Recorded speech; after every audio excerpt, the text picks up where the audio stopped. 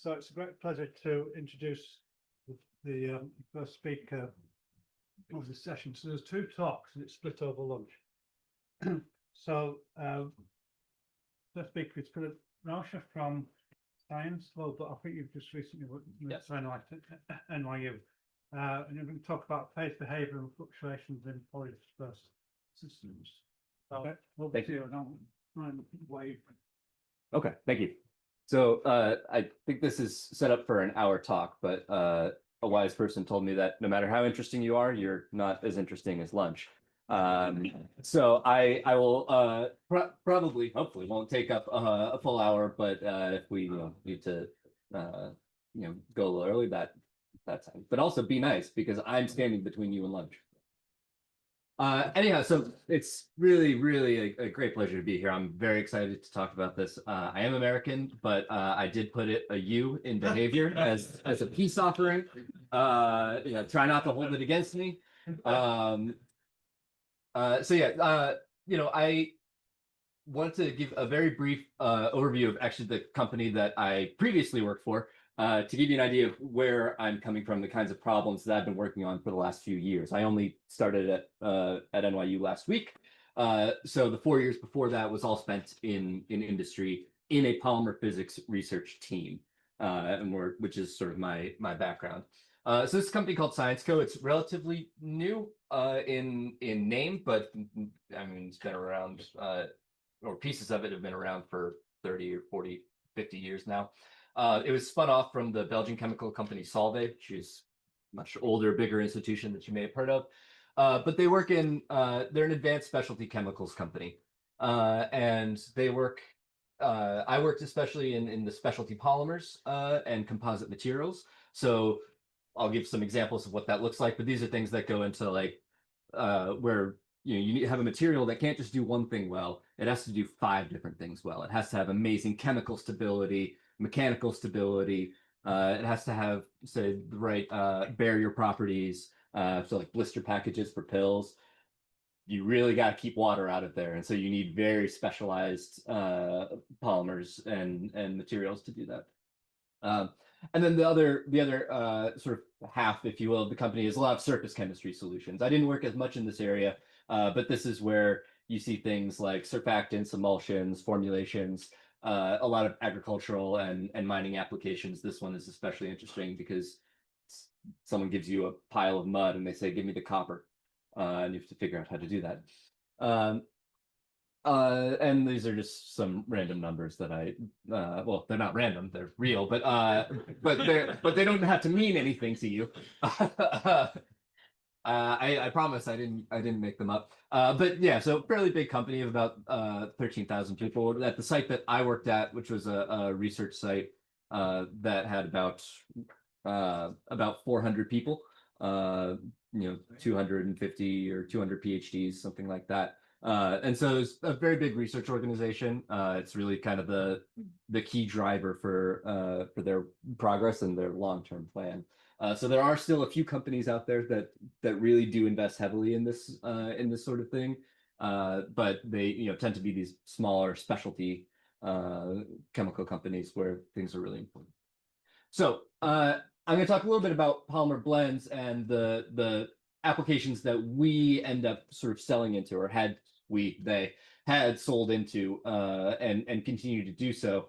And these are really sort of the pinnacle of polymer performance, right? These are not engineering plastics. These are not commodities. These are the things that you charge a lot of money per kilo, 80 euros a kilo or something for some of these materials, because their performance is really unmatched. And of course, we don't just sell one thing. Almost nothing that Syensqo sells is just a resin. It's compounded with many other things, often with another polymer. And that's what I'm going to talk about today. So the first one is that we do a lot of work with is carbon fiber composites. Syensqo has its own carbon fiber plant. We make our own carbon fiber, which is, if you ever have a chance to visit one of these and see how it works, it is absolutely remarkable. One of the coolest things I've ever seen is how we make carbon fiber. But these are used in a lot of applications, especially nowadays in aerospace and automotive. So carbon fiber is extremely strong, these carbon fiber materials. They're also a lot lighter weight, which makes them very attractive for transportation and aerospace, as well as submersibles, if you do it right. But they're structured in a hierarchical way. And they're created by very highly non-equilibrium processes, not just one. There's like 12 that go into it. One of the ones that I'm really gonna that we deal with a lot is reaction-induced phase separation in toughened epoxies. So let's consider this is something that a lot of our material, and I mean a lot, goes into is, say, an F-35 fighter jet. You could put any fighter jet you want up there. It's just that my kids like them, so I thought I'd include it. Now, a lot of what you see here is made from what's called a carbon fiber prepreg, or pre-impregnated carbon fiber matrix. And so this is some kind of weave or lit. You get a whole bunch of these sheets. You lay them up over some mold. You press it. You cure it. It becomes the part that you're willing to use. How you go from here to the physics of what you have there is essentially completely unknown. This is why when Boeing wants to see if a material is good for a wing, they have to make a wing and then break the wing in order to see if it works. So if you're interested in solving a lot of very difficult physics problems, this is a great place to be. Now, if I look at that carbon fiber prepreg, and after I cure it and I say cut it apart, I'm going to look at something and I'm going to find something like this. Now, these are actually not carbon fibers. This is just the best image that I found. I think these are tungsten carbide or something. There's some other kind of fiber. But this is sort of what it looks like in that I've got a whole bunch of fibers. They're all aligned. Preferably they're aligned very well. And I have some matrix on the other side of it. And if I look at that matrix is not just one thing. That matrix is many things. It can be up to 5 or 6 components, but mostly when you look at it, it's a toughened thermoset. And so a toughened thermoset, what does that look like? Well, thermosets are great, right? These are cross-linking systems. This is the original, Bakelite. The first synthetic polymer that was ever sold was essentially a thermoset. It cross-links into one big, super stiff network. Problem is that once that happens, it's brittle. So if it cracks, it shatters.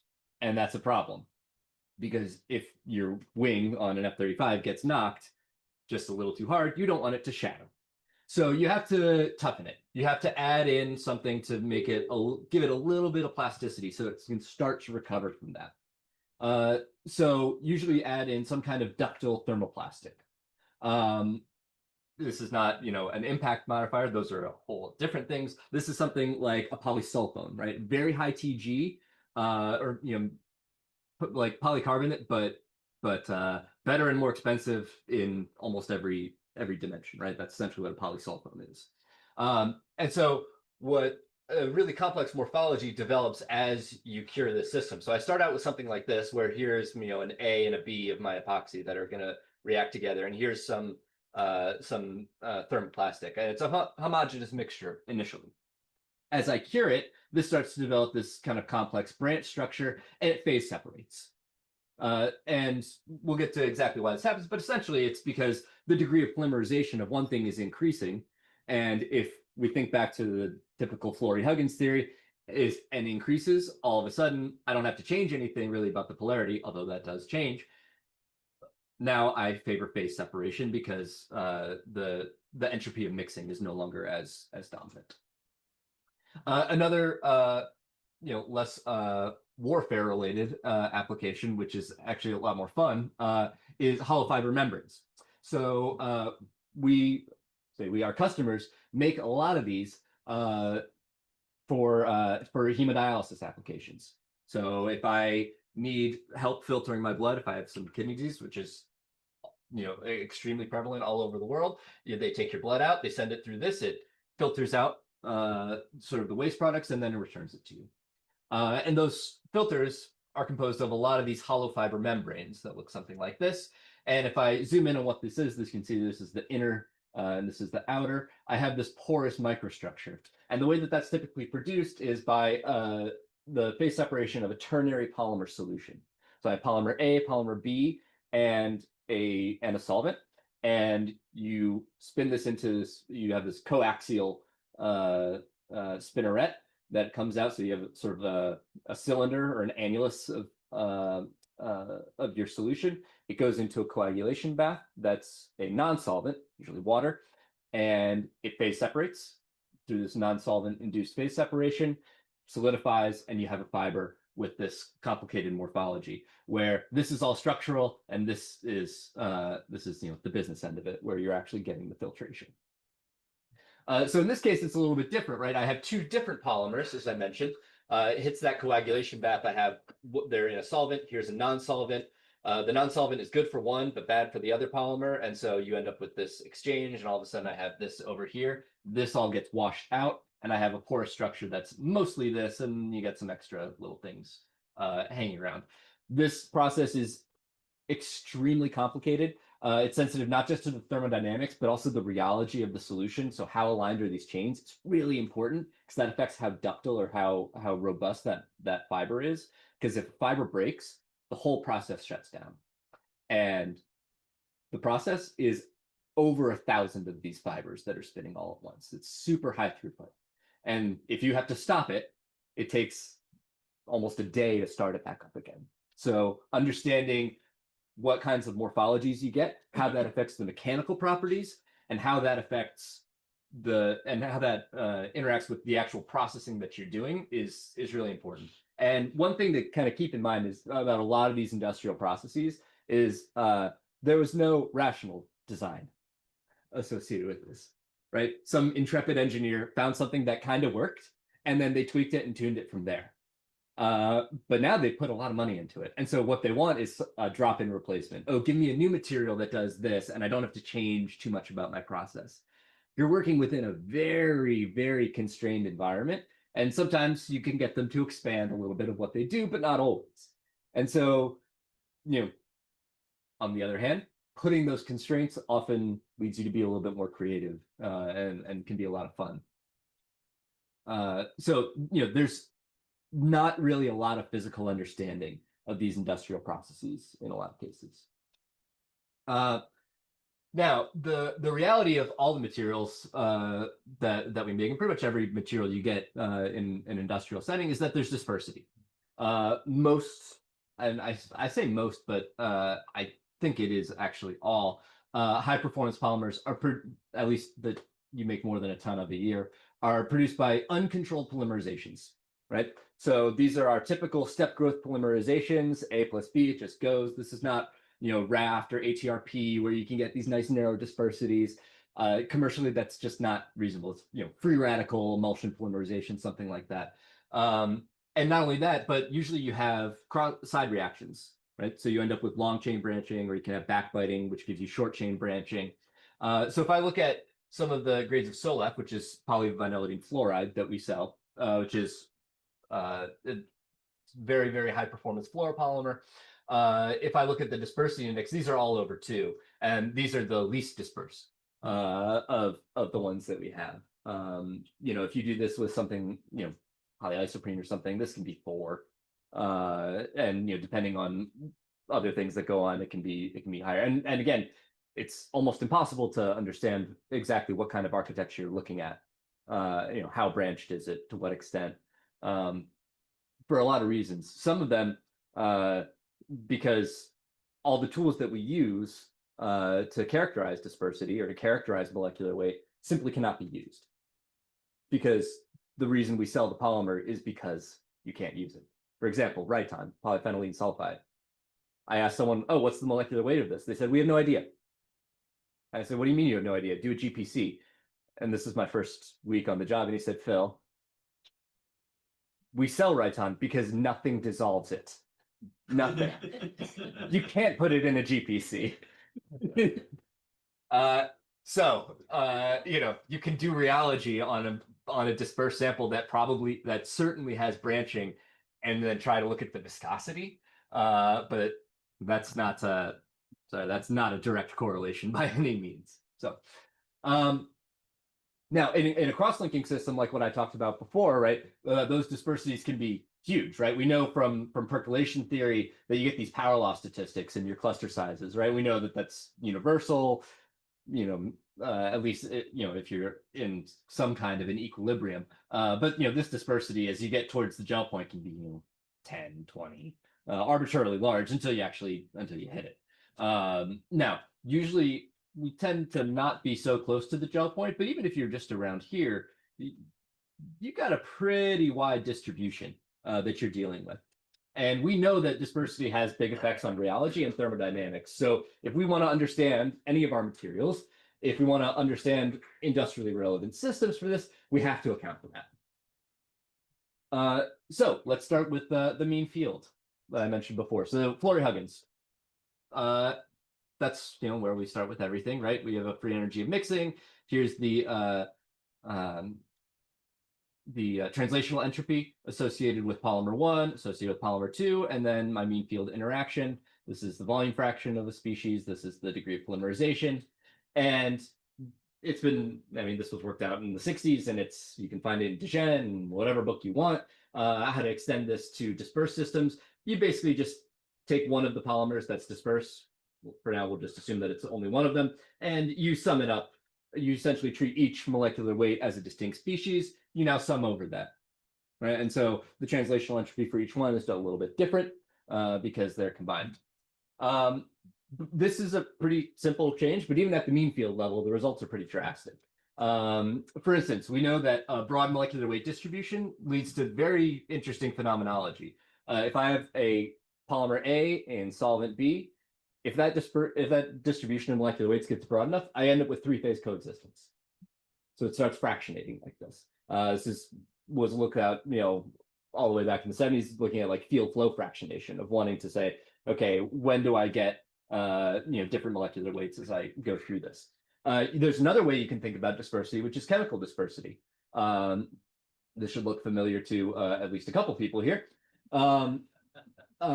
Where, if I have copolymers, I can have a different fraction of one or the other, or I could have a copolymer that has a dispersity in the number of components, or the dispersity in the polarity or something like that. And you look at this, you get this massive proliferation of phases where, as you increase that dispersity, you can have more and more and more coexisting phases. And when you do this, numerical and analytical solutions become really, really hard to obtain. But there are ways that you can work on. Now, the problem with Fleury-Huggins is that there's no fluctuations, right? So when I'm dealing with Fleury-Huggins, I'm assuming that my whole system looks like this, and that it's not actually fluctuating, which is like this. So it's not just purple everywhere. There's some pink and some blue and some purple and all of that. And these fluctuations in my local concentrations, of course, are correlated because we deal with polymers. Now, these are not always important for large molecular weights. But actually, in the early examples that I talked about, we actually have some relatively smaller molecular weights, right? They're not huge in the same way. And as a result, when I have clusters, solvents, the non-solvents, these effects can become really important. And even when I do have really large molecular weights, the fluctuations still can be very important when you get close to the spinodal, where you have spinodal decomposition. So generally, the effect of fluctuations is that they destabilize your blend, generally. So if I have temperature versus composition, here I'm unstable, here I'm metastable, or stable, right? So the dashed line here is my spinodal. This is your no-go region. If I consider a metastable system that's subject to some concentration fluctuations, locally, I might be stable, right? I might exist outside of the spinodal or in the metastable regime, and so I'm okay, right? It won't phase separate unless I give it a big perturbation. The problem is that if I start fluctuating a little bit, this half of the system, if I look at it, it's a little more pink. This half of the system is a little more blue. And all of a sudden, I look at where that pink one is, and oops, it's on the other side of the spinodal. And so those large length scale fluctuations can push a portion of the system beyond the spinodal, and this induces phase separation. So this is really important to understand. And it's important to understand because depending on the kind of application, you might want your system to phase separate by spinodal decomposition, which, for example, in composites, versus nucleation and growth. And these give vastly different morphologies, right? If I have spinel decomposition, everything's a lot more interpenetrating. It's, the length scales are a lot smaller. If I have nucleation and growth, I can have large domains and some, little baby ones. But they're very different. And so the application really depends on understanding that. So when you want to deal with fluctuations, well, one of the first places you go is field theory. So I want to introduce, and I've already alluded to this so far, the difference in two different length scales that we really think about fluctuation. Some, what I discussed are long range, or sort of the off-critical ones, but they also occur at sort of smaller length scales that are a little bit more molecular or short-ranged in character. So if I consider a simple fluid and I look at one particle or one molecule right there that I've tagged, I can look at the nearby neighbors that it has in the fluid. So here I've got 3 pink or 3 red, and I've got 3 purple. So, it's reasonably mixed, but this can fluctuate. So if I look at it, a nanosecond later, maybe I'll see 6 purples around it, or I'll see 6 reds around it. In a polymer, it's not as simple because this is connected to its friends over here.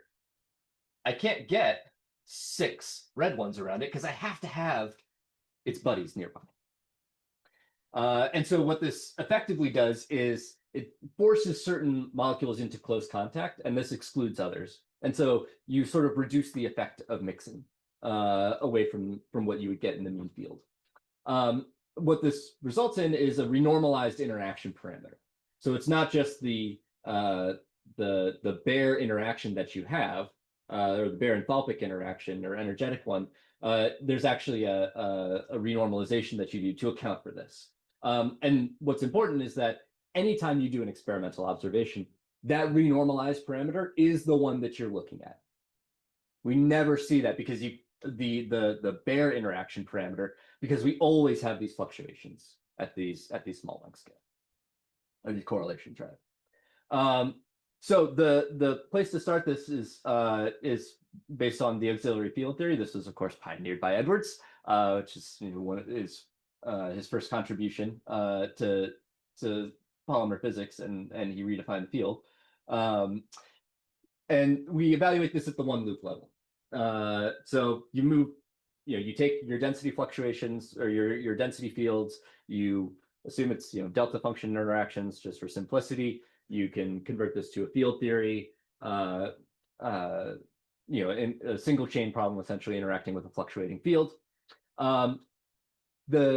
What to me is a little bit physically more appealing is that you can get the same thing by a thermodynamic integration argument using the random phase approximation. So let's say I want to look at a variation of my free energy as I vary the potential interaction between 2 species A and B, right? Well, I can write this as an integral over that variation times a structure factor. How correlated are those concentrations? If I mess around with this a little bit, it looks something like this. So the difference or the change in the correlation energy when I do that is related to the structure factor times that variation in the potential.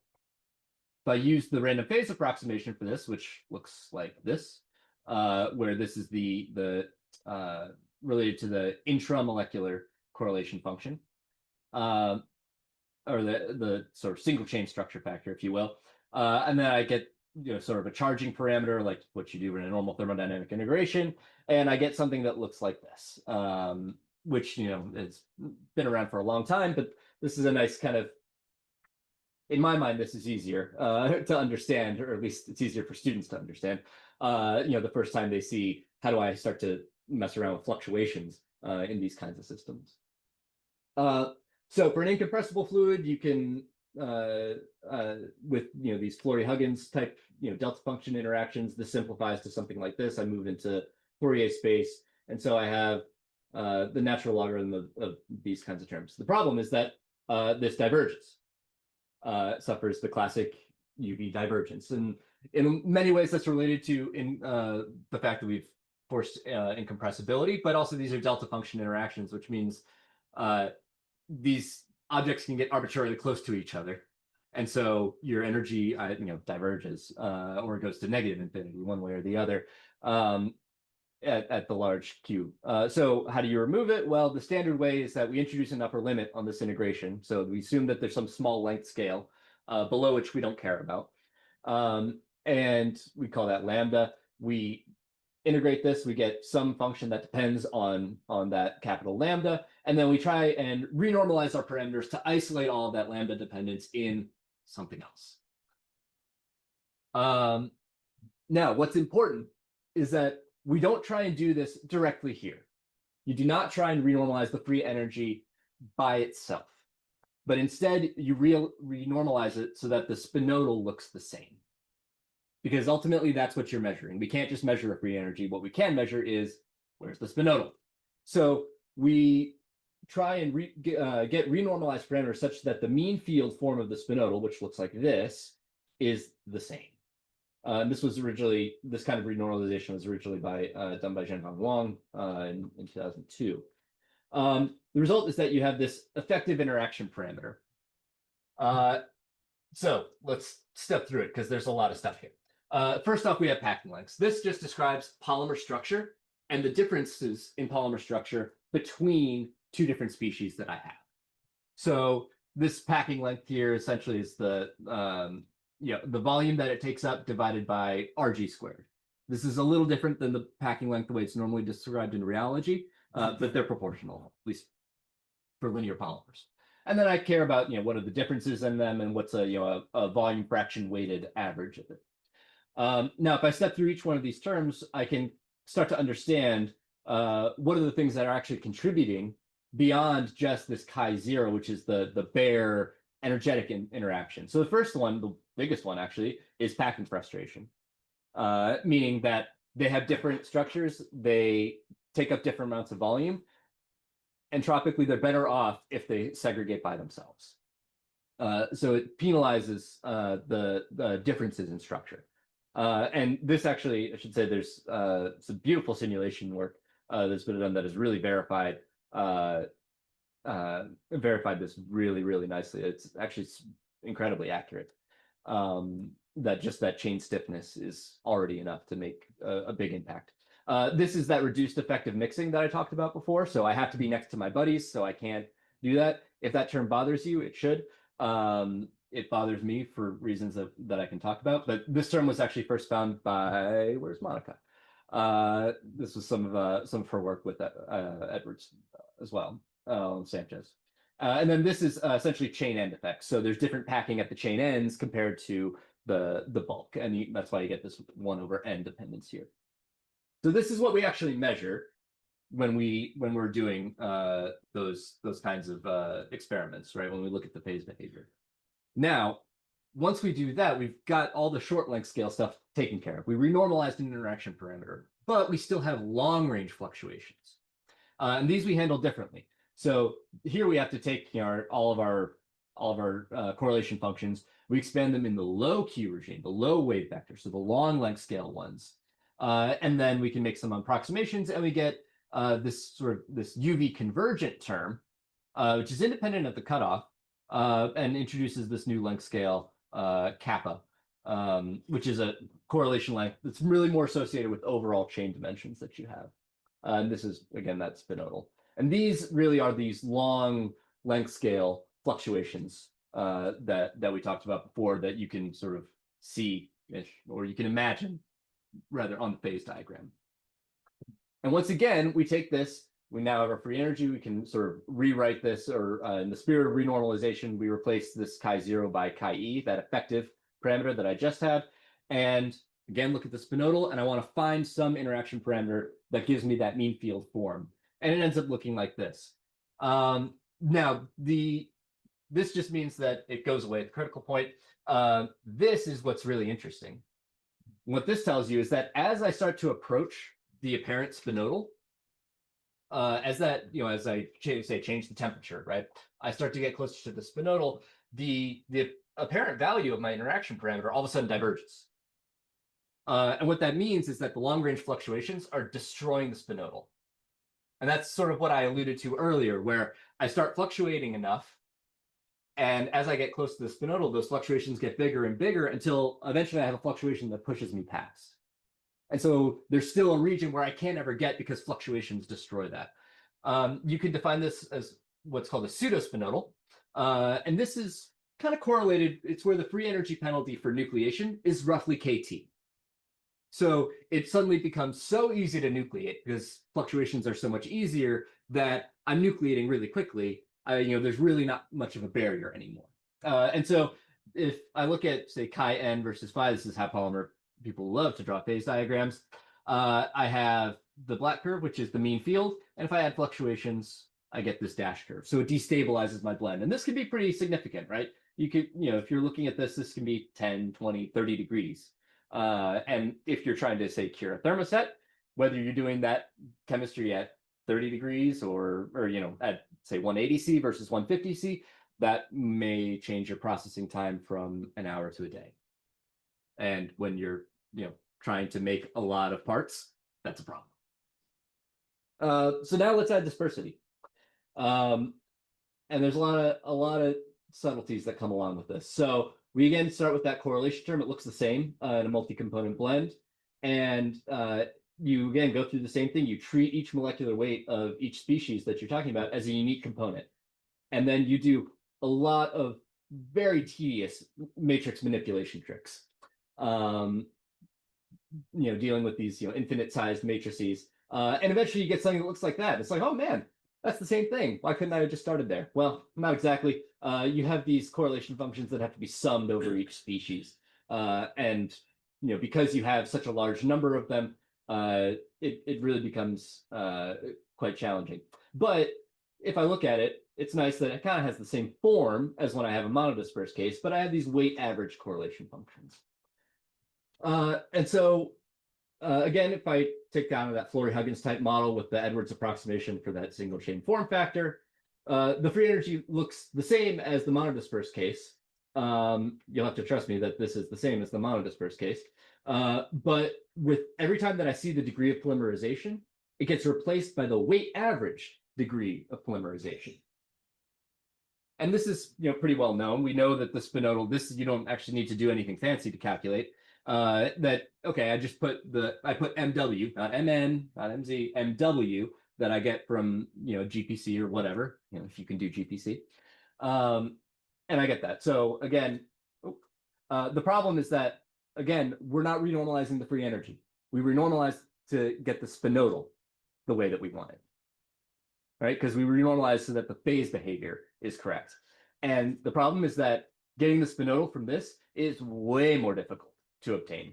Everything until now was kind of shut up and calculate. This is where things actually get difficult. And you need some special techniques. And to this, I am eternally indebted to Pierre Patrick Warren, and Michael Cates, because they found ways of doing this. And these are the moment-free energy methods. And this is, in my view, a criminally underappreciated method because it's so powerful. And they found this way of describing soft matter systems, or any system really, where the free energy depends on moments of a distribution. Doesn't matter what the distribution is, it depends on moments of a distribution.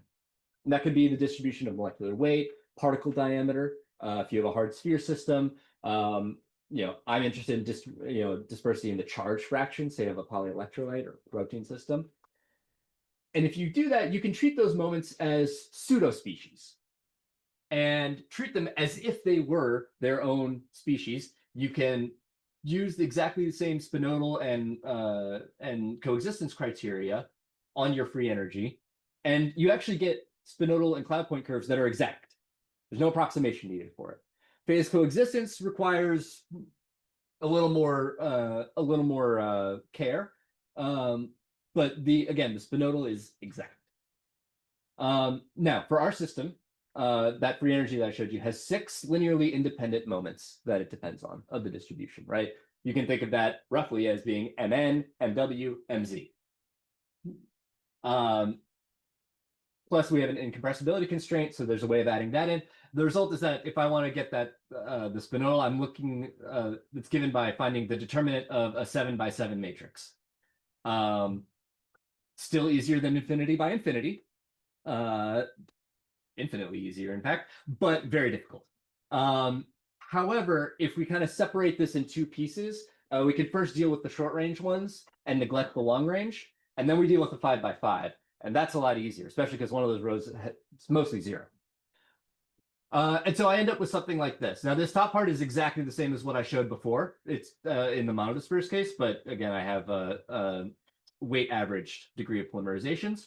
And then these are the new sort of non-trivial terms that account for dispersity. And that's actually what you're seeing right here, right? This is the dispersity index, MW divided by MN. This is how we characterize these sorts of things. When it's 1, it's monodisperse. That's really nice because when it's 1, all of that vanishes and everything is happy. There's some subtlety. You can't just set it to 1 and think you're okay. The moment free energy method no longer works. Your matrix is essentially always singular if your moments coincide. Now, these are super non-trivial terms, and they make a difference mostly at the chain level, but they are in fact on the order of chi0 itself. So typically, they're not something that you can just ignore. But again, when I have a dispersed system, this is what the actual chi value that I measure. The problem is that the next step fails. You cannot renormalize the theory perfectly, meaning I can't get some apparent interaction that deals with this sort of local one plus some UV convergent long one that gives me the qualitatively different character. You always end up with extra dependence on the cutoff in there. This is very frustrating. The physical reason is that we've done this with arbitrary molecular weight distributions. And essentially what you're trying to do is coarse grain over an infinite number of length scales, because that can be anything. And so it's hard to eliminate that cutoff. What you can do is make some physically reasonable assumptions, rewrite your free energy in this sort of form. So Flory-Huggins plus the qualitatively different long-range fluctuation pieces, and just put in that interaction parameter. This is the easy way of doing something that's much more rigorous and complicated, but again, requires that 7x7 matrix. And so now you can, again, get an apparent chi parameter that includes the effects of the fluctuations. It looks a lot like the dispersed one, except, again, I have some additional terms. Specifically, you can look right here. I've got this dispersity with an extra prime on it. This is a higher order dispersity. So usually in your polymer physics textbook, you'll look at it, it'll say, I've got, okay, good, got time. I have a dispersity that's MW divided by MZ, great, and that's the one you deal with, or MW divided by MN. This is MZ, so a weight squared weighted molecular weight divided by the weight average molecular weight. So it even biases more strongly towards the higher molecular weight species. And the same thing applies to the pseudospinodal. So the appearance of these higher moments implies that these long-range fluctuations are really sensitive to the presence of just the largest chains in the system. So let's actually get to that spinodal. So the simplest place to start is, let's think I have a symmetric homopolymer blend. They have the same stiffness. There's no stiffness mismatch. I don't have to deal with that packing frustration. And I'm actually going to assume also that they have the same weight average molecular weight. So MW is the same for the polymers, right? But I'm going to vary the dispersity. So the distribution changes, but say, the first moment of it remains the same. And first, let's say that they both have the same dispersity, and it's just not one. So if the dashed line here is the mean field expectation, this is if I add fluctuations. So this is when it's monodisperse. Great, everything's fine. We already knew that. I add dispersity, it gets a little lower. I add dispersity, it gets a little lower. I add more dispersity, it gets a little lower. And we can see that actually it starts to form this little dimple here and starts to become more pronounced. There's some funny reasons for why that happens, but it is a real effect. But you can see dispersity, again, continues to, the fluctuations destabilize the blend, and the dispersity accentuates those effects. When you have dispersity, those fluctuations become even more destabilizing than you were, especially, again, as you get farther away from that critical point. What's a lot more interesting is when you have one component that has low dispersity and one that has very high dispersity. So again, I start here. I'm going to say that component 1 is monodisperse. Component 2 has dispersity, right? So originally it's like that, and then all of a sudden I start shifting it. The critical point is given by the circles here. And you can see I have this huge asymmetric shift in the phase diagram associated with increased dispersity. And all while the mean field picture is completely unchanged. So if I didn't have fluctuations, I would assume that, oh, I should be down here. You know, this is a big difference. 2 versus 2.5 in chi-n is a big difference in your chi-parameter. It's a big difference in your temperature. And it's, again, most pronounced when you have just a little bit of the high dispersity species that's there. Actually, I apologize. This should be D1. I mislabeled those. So. Now, you can actually understand this really nicely by understanding that when you include fluctuations, the shift in the critical point starts to matter in a way that it doesn't at the mean field level. So the first thing I can do is, let me just take that pseudo-spinodal, I'll divide it by that. So this essentially says, how different am I from the mean field as a function of concentration or composition? These dashed curves are all, when they all have the same dispersity. So there's no mismatch in that dispersity. That means that the critical concentration is always a half. If I all of a sudden add in those versions I showed before, where one component is monodispersed and the other is not, you can see that these curves kind of shift over, right? But they look reasonably similar, just again, shifted over. So what I can do is normalize out that composition by the critical composition. And what I see is on this branch down here, they're almost the same, right? So the fluctuations and dispersity affect it the same in the asymmetric versus the symmetric case, no matter what. Now, it doesn't look the same over here, but that's actually because you are kind of getting over here where you have to have that logarithmic divergence in your mixing entropy. And so that's why you have that here. It would otherwise, look that way, except for, thermodynamics. So really what we're seeing is that the distance from that critical composition really strongly controls deviations in that pseudospinodal.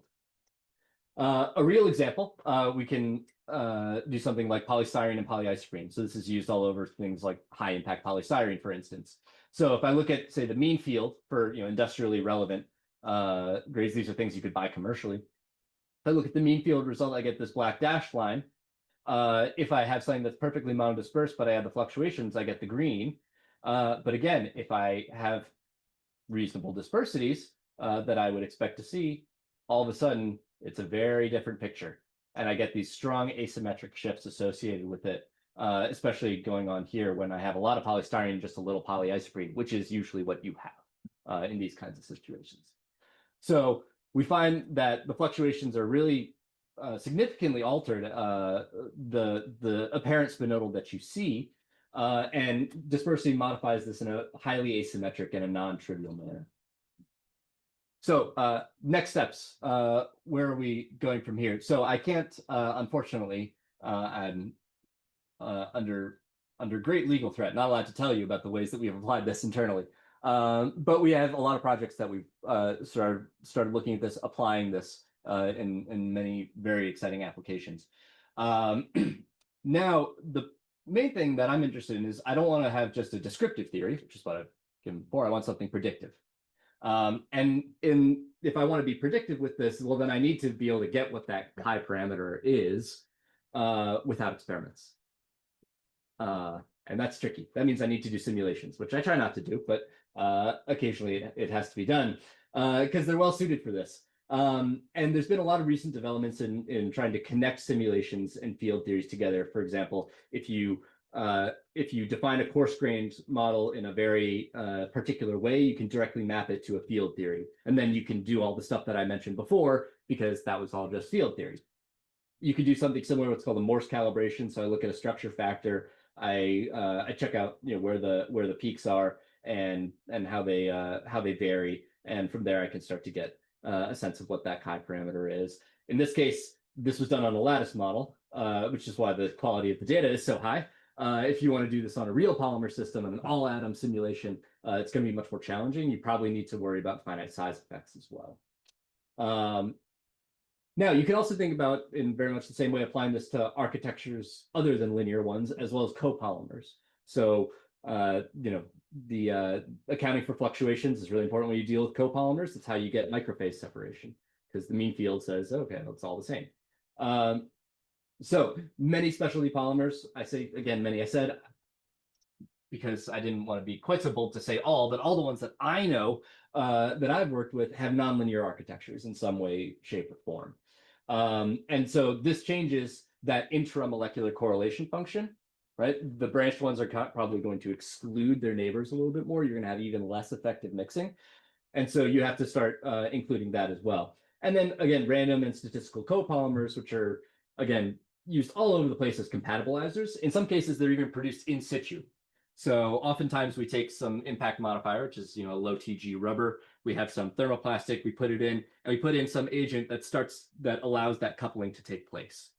And so as it's going through this big extruder at 300C or whatever, you start getting cross-linking, you start creating copolymers, and the the length scale that they would normally want to phase separate at now has to compete against the shear forces that you have that are trying to mix it up.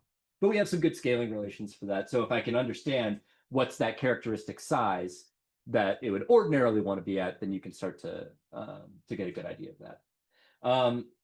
And then we can also, again, as I mentioned before, copolymers introduce entirely new kinds of dispersity with relation to composition as well as sequence. There's been a lot of work on sequence dependence, in these systems as well as many others. One place that I always find interesting is polyelectrolytes. Ionic systems are the classic case where mean field theories fail. Charge is neutral. And so you have to include fluctuations, otherwise nothing ever makes sense. And so this is actually the origin of the random phase approximation. And so for polyanions, you can have dispersity and molecular weight. That doesn't really affect the fluctuation contribution, but dispersity in the charge fraction does.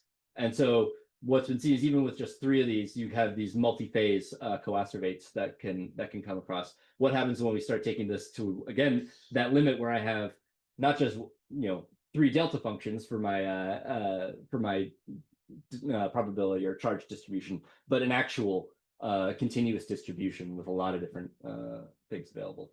And again, you'll likely see that proliferation of phases, but how is that affected by, say, salt concentration and all those things which we can now start to address. Okay, good. I made it on time mostly. So I'd like to thank these two fellows, Jianshin and Artem Rumyantsev, who I had many productive discussions with. This is where I would put up my group, but it's just me for now. But of course, I want to thank the Center for Soft Matter here and the university and the Newton Gateway for putting on this event. I've already learned an enormous amount and had many phenomenal conversations. Obviously, the work was funded by Syensqo. If you want to reach out, I'm at that email address. And thank you for your attention.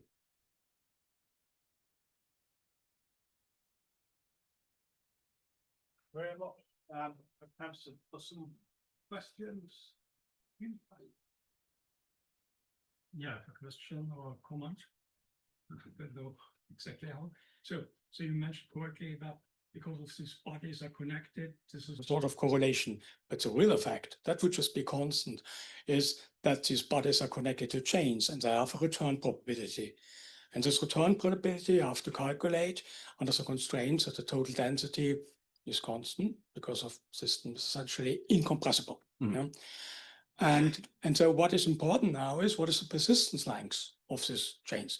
If the persistence length is high, depending on what you want to do for the plants, these sort of fluctuations are smaller sort of corrections. Yeah. So it depends now on in the expansions which you're doing. Yeah. Yeah. These persistence lengths are not just constants. You have to renormalize it, which is an Edwards book. Yeah. That part is there. So you switch on some excluded volume for the 2 species, and then you get to renormalize the increase. And in my experience, in our experience, these persistence lengths go with strong powers.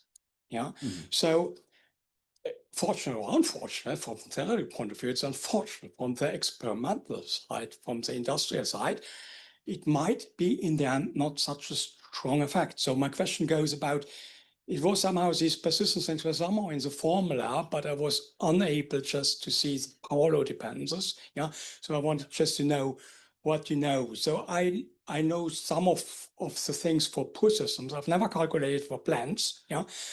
And so what do you know about persistence length effect? And if in the end, for the things you want to do, if that is not a small effect. Yeah, it's very true. And that's sort of the second level of this, is that you could look at you go through all of this one loop theory, and then you get new predictions for corrections to the RPA for the structure factor, and from there you get corrections as well to the single chain structure factor, and then you can renormalize in that sense. So that certainly matters. How much it matters is not clear. I have not had a chance to investigate this. What I can say is that the dominant effect that you're going to see in say composition dependence, right? Because this has a composition dependence. So chi changes depending on where you are. And that's now something that you can sort of predict in this way. But you can see what matters a lot are the differences between polymer A and polymer B. So maybe they do get renormalized and they change, but if they're still pretty different, you're going to see a big effect because of that. Now, you might not see that effect if, again, like you said, if they're very close, but then, I wouldn't expect to see that anyway. And really, I'm just dealing with, some chain end things. And if I, that may not affect the spinodal too much in a way. Okay. Yes, to that point, it's not self-consistent, the approach, right? But Yeah. what I'm going to comment is on the fact that you talk about charge systems and you said you have nothing unless you have fluctuations. But the fact is that the most important contributions are correlations. When it's going to matter your terms, you have to put all of them. So you cannot truncate and do the one loop only. Yeah. So But the corrections, can you compute correlations? And then they will be important. Suppose it's very correlated or you have an ionic crystal. That is the highest bonding.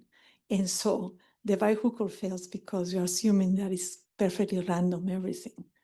Yeah. So That exactly right. For strongly correlated systems like that, you have to have that. Now, where the RPA and things like that have been successful is in, again, those weakly correlated systems. And there's a lot of work to try and unify those. Some of the stuff that Artem Rumyantsev has done is trying to find ways of including, at least heuristically, in some way that can capture the whole spectrum, going from strongly to weakly correlated ones. For now, yeah, you're going to start with weakly correlated systems where the charge fraction is relatively low. And we know what those criteria are for when RPA is going to be valid and when it's not going to be valid. according to Roland S, it's zero validity. But anyway, because you have to include the higher order terms by thirds and so on. Yeah, another question from Richard.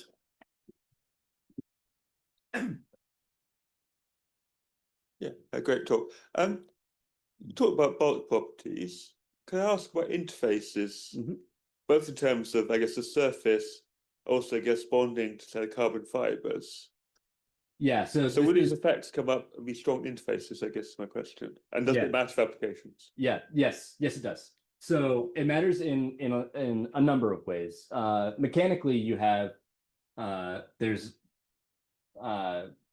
well, so let's start when you're curing it, right? This is a highly exothermic reaction when you cure an epoxy. It gives off a lot of heat. So they say, okay, cure it at 180. The temperature in there is not 180. It's like 200 and a bunch more. But it's really good at conducting heat? It's carbon fiber. And so the carbon fiber is at a much lower temperature compared to the rest of the matrix. So now you actually have a thermal gradient, which means that you're going to have a gradient in the composition. And so you can have a different network structure, but also you're going to phase separate at different points. And all of that matters. And it's very hard to see really hard to see how much, because what a lot of people have done is they take carbon fiber composite and they take a cross section, they put that under an AFM, right? And they start doing tapping and they want to try and get the local modulus. It's really hard to separate. Is it different just because my network, my epoxy network is more or less, tightly, more or less cross-linked? Or is it different just because I'm close to the fiber? Because even if I have an uncross-linked system, if I start poking near the fiber, you're going to see the near fiber effect of it being a lot stiffer because the fiber is really stiff. So decorrelating that is really, really challenging. I can believe that. Yeah. So yes, it's something we've thought about a lot. We haven't had the fortitude to really attack the problem and figure out. Yeah, because you presumably have quite a lot of large fractionation of larger species interfaces, even Yes. equilibrium, in addition to the Yes. equilibrium effects. So the interfaces, yeah, even at that level, it does matter. And actually, where that matters a lot is that membrane application, because I phase separate, and one of those polymers is going to be more at the interface than in the bulk, which means you have them stuck in there when even after you wash it out. And so how do you start characterizing an interface? Well, there's a lot of difficulty in it, but one of the things that you can do is with these dispersed systems, you can get reasonably accurate functionals and start doing some kind of density functional theory to understand what's the concentration profile at the interface. This is also from Mike Kate's paper. So yeah, I'm just rehashing Mike here. So yeah, you can do some of that. We haven't yet, but it is possible. Okay, fascinating. Thank you. One more question into the one. Well, lunch is calling, I guess, and we're finishing pretty much on time. So let's thank Philip one more time.